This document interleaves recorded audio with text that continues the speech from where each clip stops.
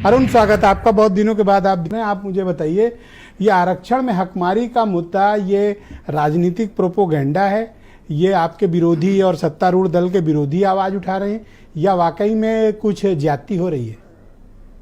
देखिए, यह मुद्दा तो बहुत गंभीर है और यह सभी लोगों को चिंता करना चाहिए।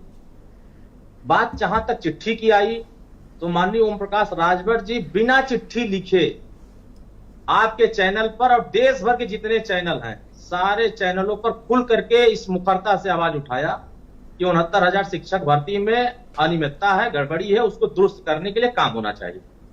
माननीय मुख्यमंत्री जी से मुलाकात, जो 69,000 शिक्षक भर्ती थे उनके प्रतिनिधियों को ले जाकर के मुलाकात कराया और अधिवक्ता जो सरकार के हैं उनके साथ बैठ करके तालमेल बैठाने का प्रयास किया।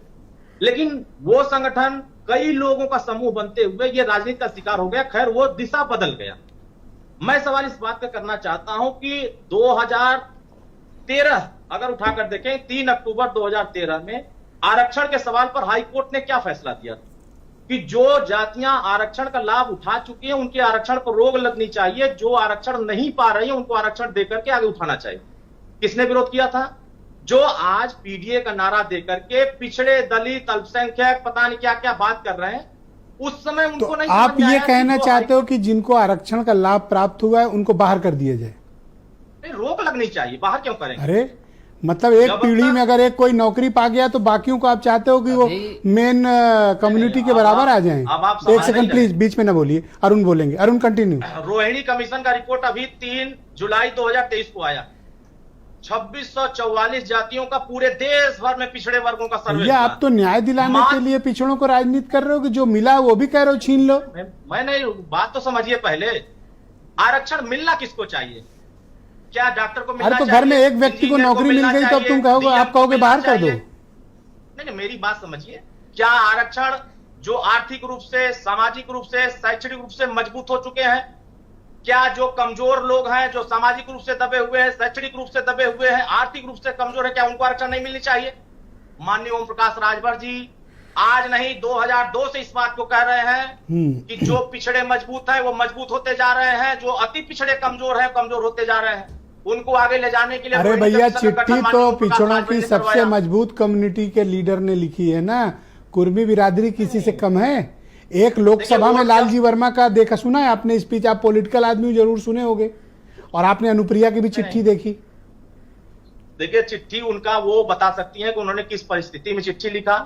माननीय ओम प्रकाश राजभर जी और सुहेल देव भारतीय समाज पार्टी पिछड़े, दलित, वंचित वर्गों को जमीन पर न्याय दिलाने की बात करते हैं। जमीन पर कागज तो समाजवादी पार्टी की सरकार में बहुत लिखे जाते थे, कांग्रेस की सरकार में आज बात कर रहे हैं जाति जनगणना की। सर, मुझे एक क्लैरिटी दे दो आप कि क्या आरक्षण में हकमारी हो रही है अथवा नहीं हो रही है?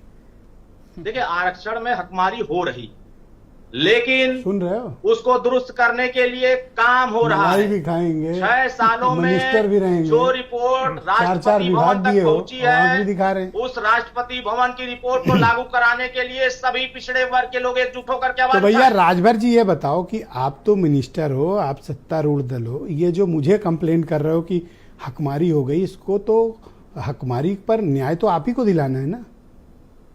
तो हम तो लड़ रहे हैं। सत्ता बहुमत से हमारे हाथ में नहीं है, हम सहयोगी दल हैं। हमारी जो भूमिका है उस भूमिका को हम अपने शीर्ष नेतृत्व जो एनडीए के हैं वहां तक पहुंचा रहे हैं, बता रहे हैं कि भर राजभर जाति को अनुसूचित जनजाति का दर्जा मिलना चाहिए। राज्य सरकार प्रस्ताव भेज रही है दिल्ली सरकार को। दिल्ली तो आपका ये कहने का मतलब है कि पिछड़े और दलितों को जॉब देने में भेदभाव हो रहा है?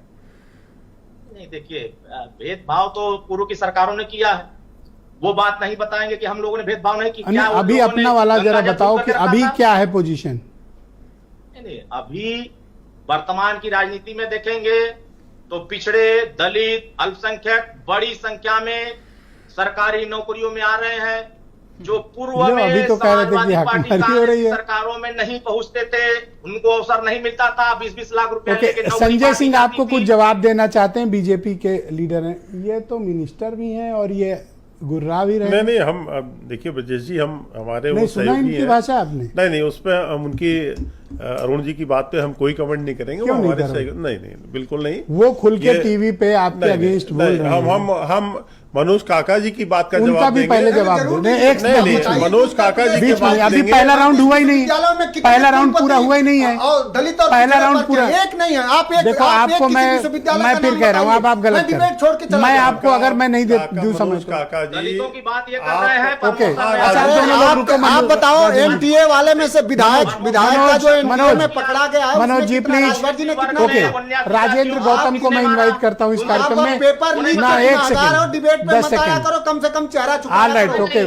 तुम्हारे और तुम्हारे पिताजी का सारी नहीं, ये कलह तुम्हारे- एक सेकंड, कैसी भारत भाषा बोल रहे हैं? समाचार ने सब ओके, दिया है। राजेंद्र गौतम जी को लाए।